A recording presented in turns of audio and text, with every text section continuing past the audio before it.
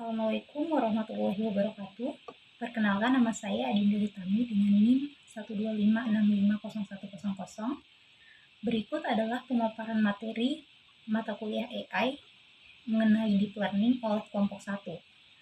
Nah, kelompok kami ini memiliki beberapa anggota, yaitu diantaranya saya sendiri, kemudian ada Ahmad Wildan Kontara dengan NIM 124650263, lalu ada Radit Saputra dengan NIM 246500204, kemudian ada Muhammad Aksal Asman dengan NIM 246500245, lalu ada Sania dengan NIM 246500208, terakhir ada Siti Fatimah Zahra dengan NIM 246500236. Masing-masing dari anggota kelompok kami ini akan membacakan materi yang telah dibagikan pada setiap anggota. Langsung saja saya mulai dengan sejarah singkat deep learning. Deep learning ini dimulai dari tahun 1965 ketika algoritma pembelajaran mendalam baru dikembangkan. Para ilmuwan seperti Alexei Ivanenko dan Victor Lopa mengembangkan model berlapis dengan fungsi aktivasi polinomial dan analisis statistik. Hal-hal ini merupakan salah satu langkah awal yang sederhana dalam pengembangan jaringan saraf mendalam. Lanjut memasuki 1979, CNN pertama yaitu neocognitron dimulai.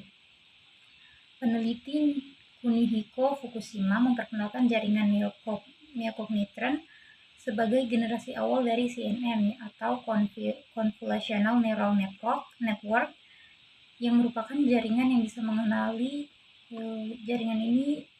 mengenali pola dalam gambar secara hierarkis meski pelatihannya masih manual tanpa backpropagation. Lanjut memasuki tahun 1985, backpropagation mulai berkembang. Geoffrey Hinton, Ian LeCun, dan Reynold Williams mengembangkan kembali algoritma backpropagation yang memungkinkan pelatihan jaringan saraf dengan lebih efisien. Metode ini lalu merevolusi kemampuan jaringan saraf dalam belajar dari data yang ada. Kemudian memasuki tahun 1989, pengenalan tulisan tangan mulai dibuat, yaitu MNIST. Peneliti Ian LeCun dan kawan-kawan berhasil menggunakan backpropagation untuk mengklasifikasikan digit tulisan tangan dengan dataset MNIST yang hasilnya berupa potensi besar terhadap deep learning dalam pengenalan pola. Kemudian memasuki tahun 1997, yaitu LSTM atau Long Short Term Memory dan GPU mulai berkembang. Tantangan vanishing gradient mulai teratasi berkat RNN baru, yaitu LSTM tadi. Kemudian peningkatan kemampuan GPU juga membuat pelatihan jaringan lebih cepat dan mendalam. Lanjut pada tahun 2011, CNN mulai memasuki masa dominasinya. Peneliti AI mulai menggunakan CNN untuk memenangkan kompetisi dan pengenalan karakter dan citra dengan akurasi tingkat tinggi. Contohnya, arsitektur AlexNet memenangkan kompetensi ImageNet pada 2012 yang menandakan era dominasi deep learning. Kemudian memasuki tahun 2012 hingga 2014, investasi besar terhadap terhadap dunia deep learning semakin membesar. Raksasa teknologi seperti Google, Facebook, dan Microsoft mulai mengakuisisi banyak startup di bidang AI. Investasi ini mempercepat penelitian dan penerapan deep learning yang lebih luas. Baiklah, lanjut ke anggota kelompok selanjutnya. Baik, di sini saya akan menjelaskan pengertian deep learning. Deep learning merupakan salah satu cabang dari machine learning yang menggunakan jaringan saraf tiruan atau artificial neural network dengan banyak lapisan atau deep layers. Metode ini mampu mempelajari pola data yang kompleks secara otomatis tanpa perlu rekayasa fitur secara manual. Dan hubungan AI, machine learning, dan deep learning adalah artificial intelligence atau AI. AI untuk konsep besar kecerdasan buatan, machine learning atau ML, bagian dari AI yang belajar dari data, dan deep learning DL adalah subbagian ML yang menggunakan neural network berlapis banyak, dan deep learning unggul dalam pengolahan data berskala besar seperti gambar, suara, dan teks.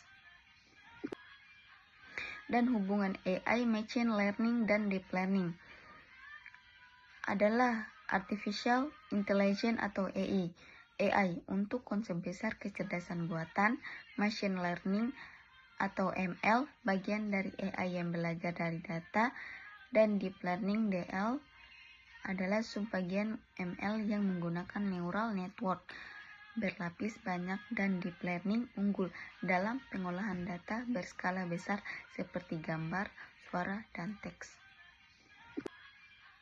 Dan hubungan AI, machine learning dasar jaringan saraf tiruan. Jadi saraf tiruan meniru cara kerja neuron manusia yang terdiri dari yang pertama input layer menerima data, dan yang kedua hidden layer itu memproses dan mengekstraksi fitur, dan yang ketiga output layer.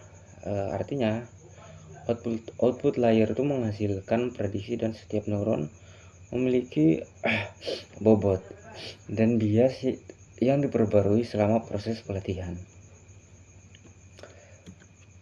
Dan poin yang kedua itu ada proses kerja deep learning. Ini ada 4 proses kerja deep learning itu sendiri. Yang pertama ada input dan processing data. Jadi processing data dikumpulkan, dibersihkan, dan dinormalisasi sebelum dimasukkan ke jaringan saraf agar model dapat berjalan secara optimal. Dan yang kedua ada forward propagation. Artinya data diproses melalui input layer, hidden layer, hingga output layer menggunakan bobot, bias, dan fungsi aktivasi untuk menghasilkan prediksi. Dan yang ketiga perhitungan loss, yang dimana prediksi dibandingkan dengan data sebenarnya untuk menghitung error. Kemudian bobot diperbarui melalui proses batch propagation. Dan yang keempat, optimasi dan evaluasi model. Artinya bobot ini dioptimalkan secara berulang hingga error terjadi minimum. Kemudian model dievaluasi menggunakan data uji untuk mengukur performa. Nah ini ada jenis-jenis deep learning. Jadi yang pertama ada artificial neural network, dengan kata lain INN, dan yang kedua CNN, convolutional neural network, dan yang ketiga recurrent neural network, disingkat dengan RNN, dan yang keempat long short term memory, dengan kata lain LSTM, dan yang terakhir Selanjutnya, Convolutional Neural Network atau biasa disingkat dengan CNN. CNN ini dirancang khusus untuk pengolahan citra dengan komponen utama, yaitu ada convolutional layer, polling layer, dan fully connected layer. Convolutional layer itu mengekstraksi fitur penting dari citra seperti tepi dan pola. Sedangkan polling layer itu mereduksi dimensi data untuk meningkatkan efisiensi dan ketahanan model. Terakhir yaitu fully connected layer digunakan untuk mengklasifikasikan citra berdasarkan fitur yang telah dipelajari. Kemudian, selanjutnya ada kelebihan dari deep learning. Kelebihan dari deep learning itu diantaranya ada mampu menangani data kompleks, akurasi tinggi untuk data besar, otomatis mengekstraksi fitur, dan digunakan pada berbagai bidang modern. Yang kesembilan, penerapan deep learning. Deep learning yang pertama yaitu wajah dan suara. Wajah dan suara adalah dua fitur biometrik dan nonverbal utama yang digunakan untuk mengidentifikasi individu serta menyampaikan emosi, usia, dan jenis kelamin. Yang kedua, kendaraan otonom. Kendaraan otonom adalah kendaraan yang dapat beroperasi dan bergerak tanpa campur tangan manusia secara langsung, menggunakan sensor, kamera AI, dan perangkat lunak untuk mendeteksi lingkungan, membuat keputusan dan menjalankan fungsi mengemudi layaknya mengemudi berpengalaman. Yang ketiga, sistem rekomendasi. Sistem rekomendasi adalah aplikasi berbasis artificial intelligence atau AI dan pemfilteran data yang dirancang untuk memprediksi serta menyarankan item seperti produk, lagu, atau film yang relevan dengan minat dan perilaku pengguna. Yang keempat, chatbot. Chatbot adalah program AI yang mensimulasikan percakapan manusia, sedangkan NLP adalah teknologi di baliknya yang memungkinkan mesin memahami, menafsirkan, dan merespon bahasa manusia secara kontekstual. Yang kelima, diagnosis. Diagnosis medis berbasis citra adalah pengguna teknologi pencitraan medis seperti X-ray, CT scan, MRI, dan USG yang diproses dan dianalisis menggunakan kecerdasan buatan atau AI dan machine learning untuk mendeteksi, mendiagnosis, dan memantau penyakit dengan tingkat akurasi dan kecepatan yang tinggi. Teknologi ini membantu tenaga medis. Contoh proses deep learning dalam face recognition. Yang pertama ada kasus penerapan. Pengenalan wajah adalah penerapan deep learning di bidang komputer vision untuk mengidentifikasi atau memverifikasi identitas seseorang dari citra wajah. Model yang umum digunakan adalah convolutional neural network karena mampu mempelajari pola visual kompleks pada gambar secara otomatis. Yang kedua ada dataset dan pre-processing proses. Proses ini dimulai dengan pengumpulan data set gambar wajah yang telah diberi label identitas. Data kemudian di pre-processing melalui penyesuaian ukuran, normalisasi pixel, dan augmentasi untuk meningkatkan kualitas data dan ketahanan model terhadap variasi kondisi. Yang ketiga ada ekstraksi fitur dengan CNN. Gambar hasil pre-processing dimasukkan ke dalam CNN untuk mengekstraksi fitur penting seperti tepi dan bentuk bagian wajah. Polling layer digunakan untuk memperkecil ukuran data dan mempercepat komputasi tanpa menghilangkan informasi utama. Yang keempat ada training dan klarifikasi. Fitur yang dihasilkan diproses pada fully connected layer untuk melakukan klarifikasi wajah. Selama training, kesalahan prediksi dihitung dan bobot jaringan diperbaharui menggunakan backpropagation hingga akurasi optimal tercapai. Yang kelima ada output dan implementasi. Model yang telah dilatih mampu mengenali wajah baru belum pernah dilihat sebelumnya. Sistem ini diterapkan pada bagian aplikasi seperti keamanan, absensi berbasis wajah, dan pembukaan kunci perangkat. Oke, perkenalkan, nama saya Muhammad Aksal Asman dengan NIM 24650245. Sini saya akan melanjutkan materi yaitu framework populer deep learning yang terbagi menjadi 4, yaitu TensorFlow.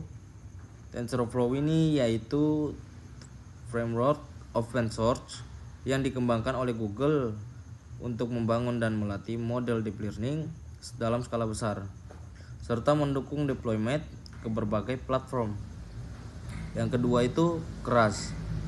Keras ini merupakan library deep learning tingkat tinggi yang berjalan di atas TensorFlow dan dirancang agar mudah digunakan, cepat dalam pengembangan model, dan cocok untuk pemula. Yang ketiga, PyTorch. PyTorch ini adalah framework deep learning yang dikembangkan oleh Facebook dalam kurung Meta, yang dikenal dengan fleksibilitas yang tinggi dan dynamic computation graph sehingga populer di kalangan peneliti. Yang keempat yaitu Caffe. Caffe ini adalah framework deep learning yang dioptimalkan untuk kecepatan dan efisiensi, khususnya dalam pengolahan citra dan banyak digunakan pada aplikasi computer vision. Framework ini memudahkan pengembangan dan pelatihan model.